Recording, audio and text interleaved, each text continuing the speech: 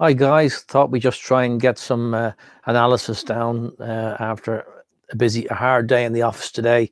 57-0 drubbing sounds a very one-sided affair, and although probably the game was never in doubt, it was probably a little bit harsh on us in terms of it wasn't as one-sided as the scoreline suggested. I suppose a couple of points that were obvious from the sideline.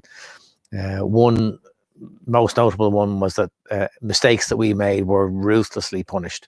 So obviously playing a team at a higher level of competition, they don't need a second invitation to take full advantage of mistakes that we made. So probably a couple of mistakes, a couple of areas of mistakes. One was loose passes. So if you gave them opportunities off broken play, they were able to exploit it, and they always seemed to have numbers. Reminded me very much of the Railway game from that point of view, that they were always able to have enough numbers to outflank our defence. So that's partly their cleverness in attack and their work rate, but also our lack of speed in terms of realigning after second, third, fourth phases of play. So they were pretty ruthless from that perspective, but missed tackles from our point of view really put us under pressure, and I don't remember them missing too many tackles. And I think that's, if we look back at the season and the high performing teams, certainly Eden, Derry, and Wicklow, like they just don't miss first up tackles. And when you miss your first up tackles, it means that other defenders have to break out of the line and scramble to try and make that tackle. And you'll obviously will have lost yardage, but then you lose your shape as well. So really, that's a fundamental skill of the game that we can't just ignore. We have to improve our first up tackling, and that's across the pitch. Very different type of tackles, whether they're close quarters with low momentum or fast moving backs who perhaps are elusive and jinky. We need to be able to position ourselves so that we can control the tackle, and too often they were able to really to exploit that in the wider channels. So we have to try and improve our tackling capacity, which I think in general we've seen with the good teams, we struggle a bit with that, particularly out wide. I thought our rucking was good. They were contesting today. There are not many teams we played this season who contested every ruck, and there does seem to be they were very, very strong at that today, I thought. And but we had some good strong counter rucking too. Probably Therese led the charge there. But what it does mean, and I think we've got in the habit of being fairly passive, when the first ball carrier goes into contact, the second player on the seal often isn't expecting contact. And today they did get contact, and against Eden Derry they got contact. So really, as a second supporting player in, you have to go in either to clear out the opposition as they're rummaging, trying to regain possession, or certainly to be as solid as you can, so that you're not going to get pushed off, rather than just standing straddled the player on the ground and hoping that you're going to be able to stay there, because you won't with a strong counter ruck. It also means other bodies need to latch on. So one person on the seal may not be sufficient if there's two or three from the opposition counter rucking strongly. You can't really expect one person to do that job. So that is something that you have to recognize in front of you.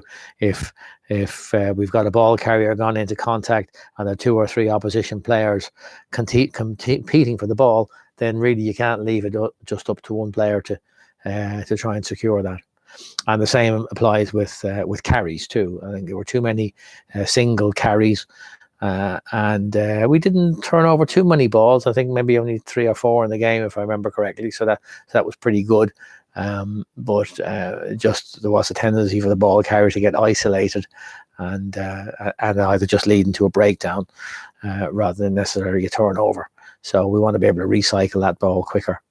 I was just saying to Ivan on the sideline there, with some of the Bosco balls, I think they were well called, but a lot of times the runner was taking the ball well behind the gain line.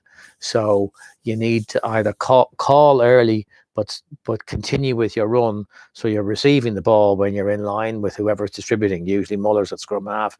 Whereas when the ball's being passed back 5 meters,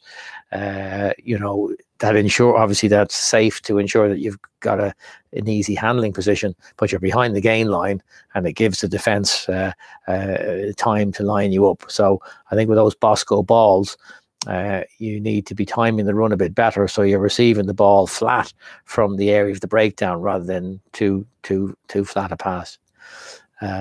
They small points, but I think that would have given us a bit more momentum.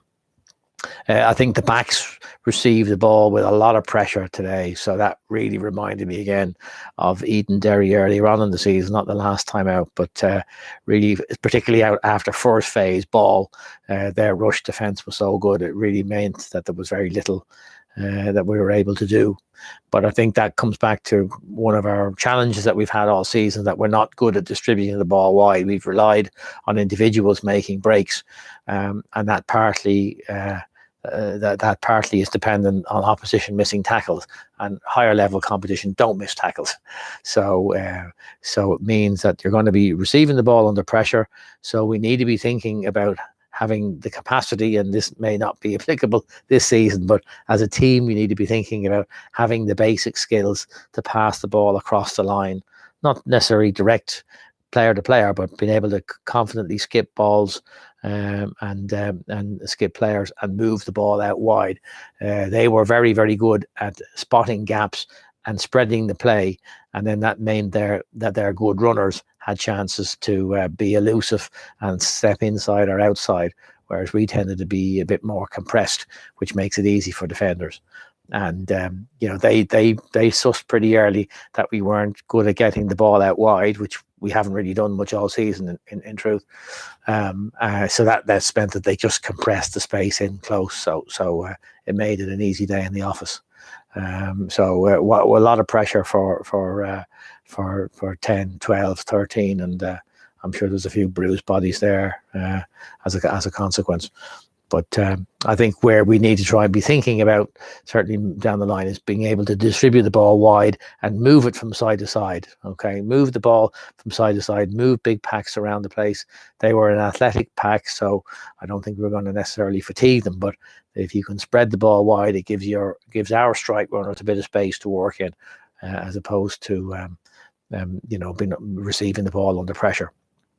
Couple of things too, again, partly related to pressure, but the accuracy of the pass, I think that's again another fundamental skill that we practice in training, but doesn't seem to transfer well in a game situation. And that if the ball is lobbed, if it's high, if a player has to check a stride, you really lose an awful lot of momentum as a consequence of that.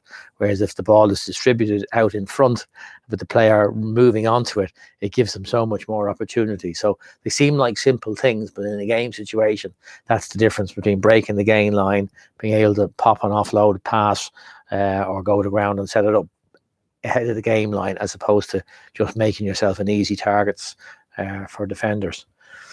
It doesn't feel as bad as as it perhaps should, because that, as I say, that's a drubbing, and it would have been nice to cross the whitewash at least once.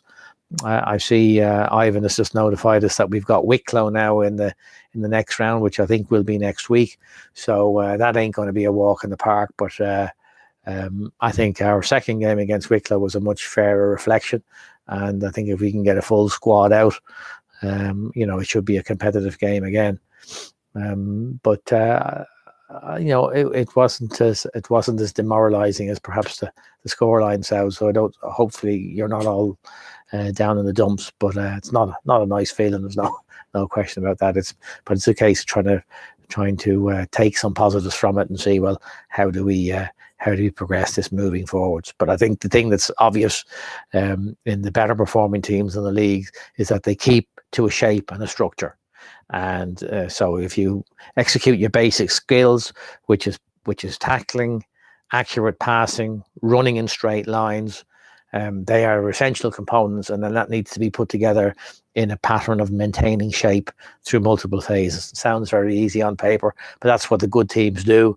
Today, again, very much reminded me of our Railway Union experience earlier in the season, where they were just able to work overlaps and made it look very, very easy. And I suppose that'd be a nice thing for us to aspire to.